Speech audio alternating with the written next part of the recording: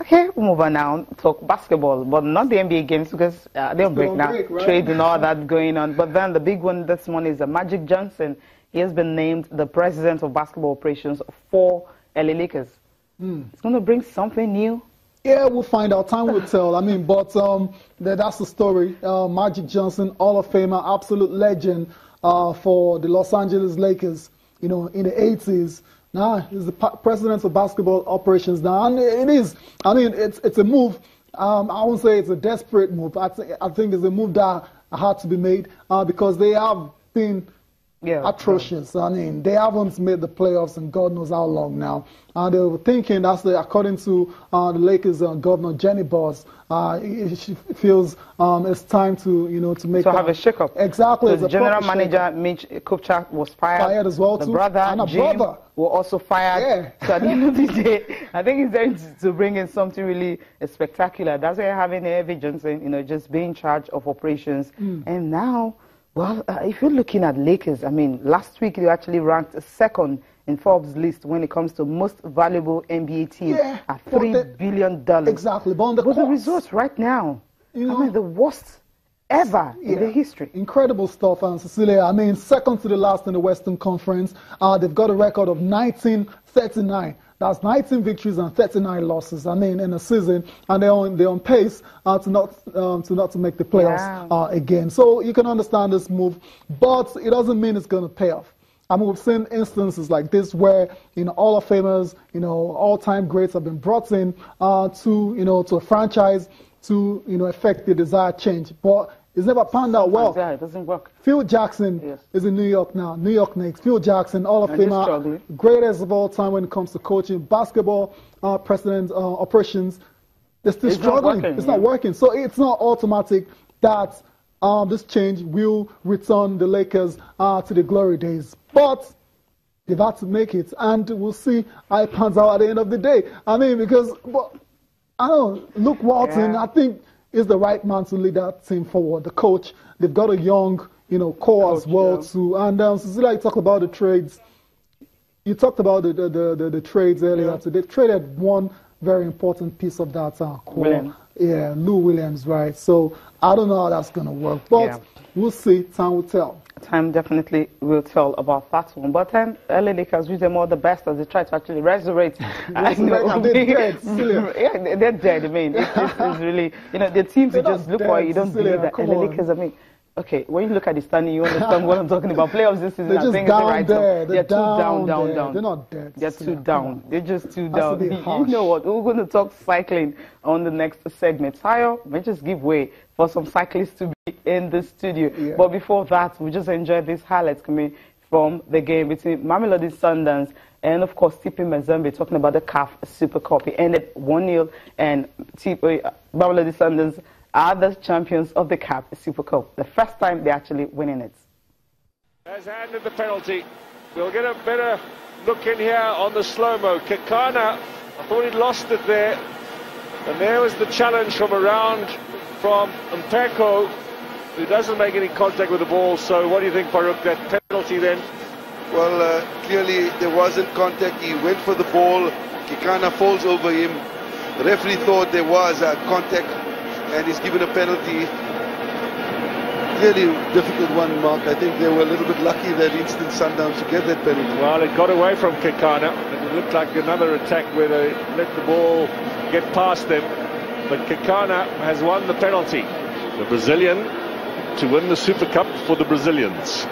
Ricardo Nascimento up against Sylvain Gobahu. Nascimento. Sundowns have the lead. The breakthrough comes with just 7 minutes to go. Well, on the balance of play, deservedly so, Sundowns are ahead. And who other than Laporte is so relieved after that miss.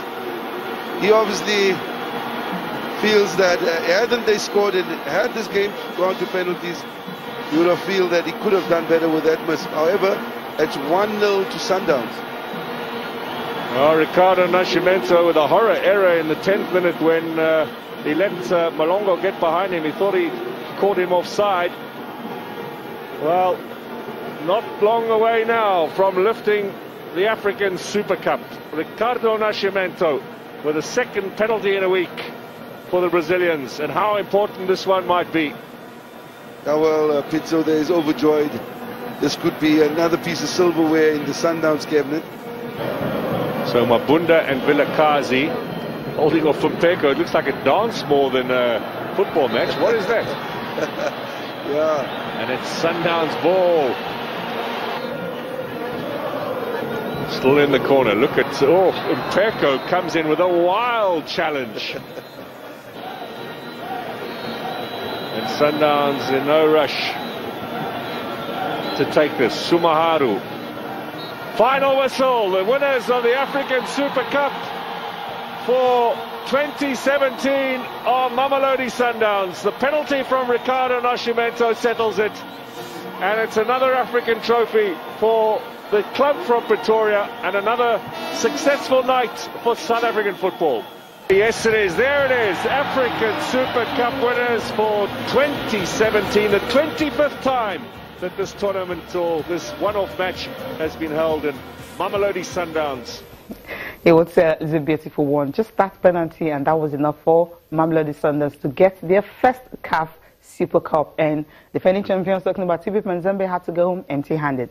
Now we have the cyclist in the studio, the coach, and also the only player who got a medal. She got a bronze medal right there in Egypt. That's talking about the African Continental Road Championship. And we have the coach talking about Miebaka Agu and, of course, Jacinta Okori.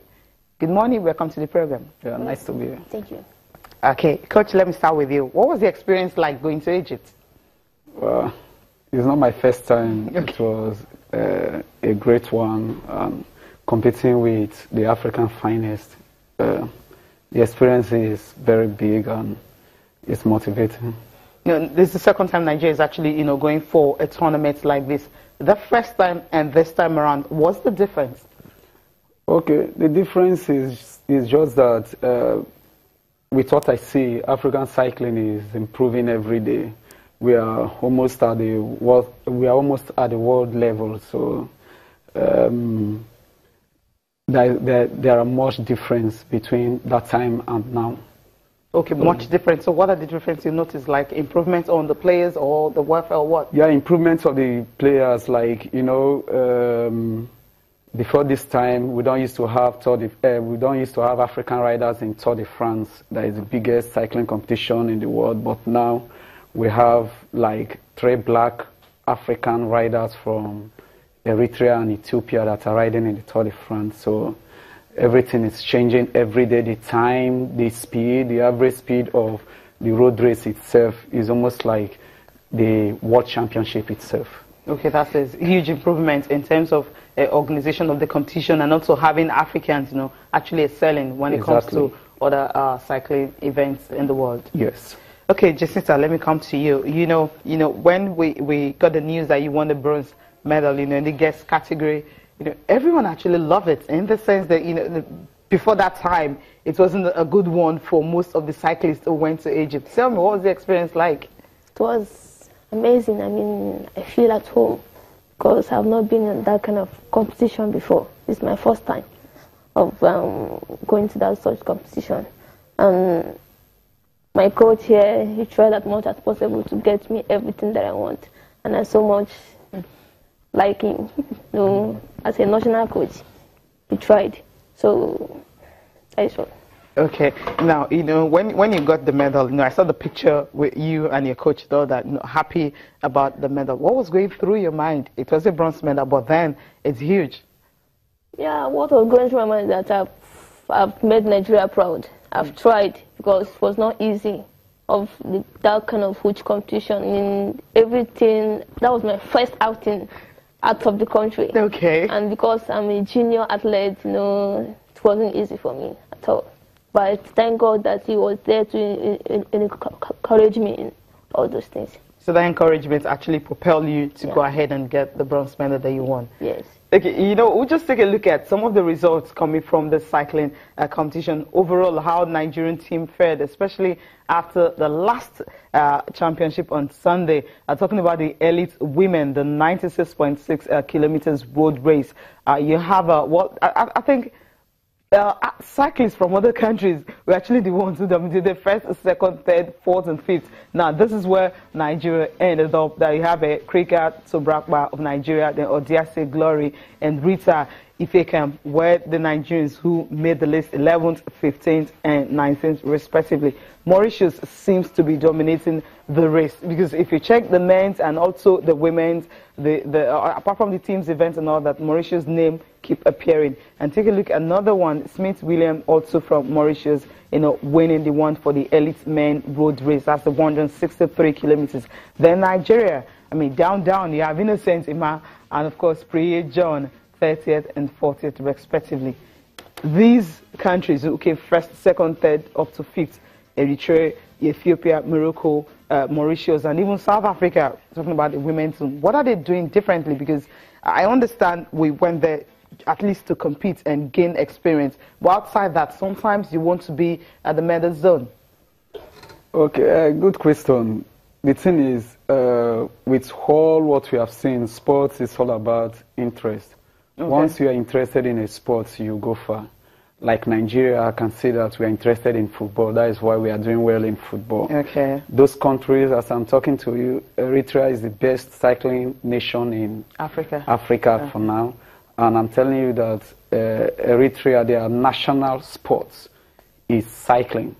The way you know Nigeria for football, then their own is cycling. So once you have interest, you go far.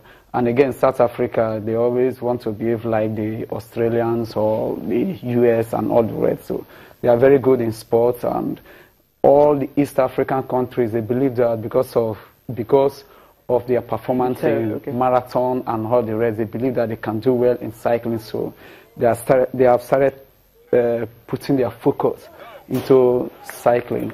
So if we want to be like them, we too really have to work hard, and for we to work hard to be that way, it's all about competition. It's as simple as athletes competing against each other. In Nigeria, we have just 2 races in a month. For now, one in Port Harcourt, one in Lagos, once in a month, while in South Africa and other cycling nations, in a week they have sometimes 4 races.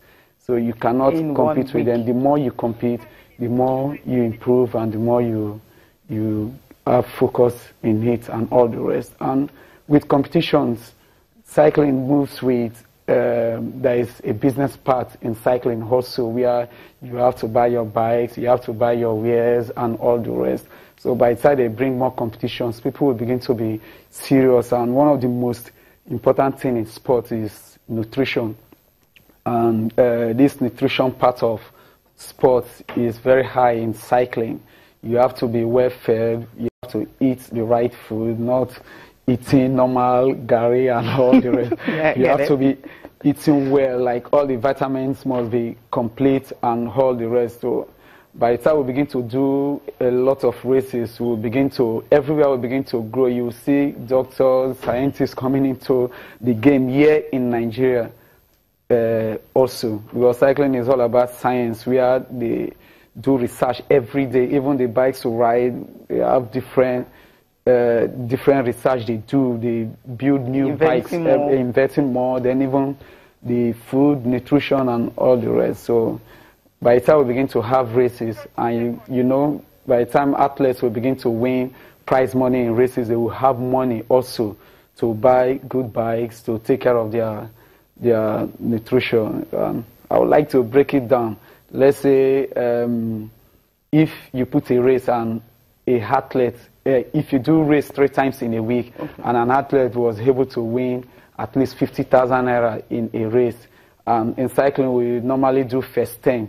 Some will win 20, some will win 30, and by the time you begin to do that every week, there are some riders that will be going home with 30,000 naira every week compared to nothing at all.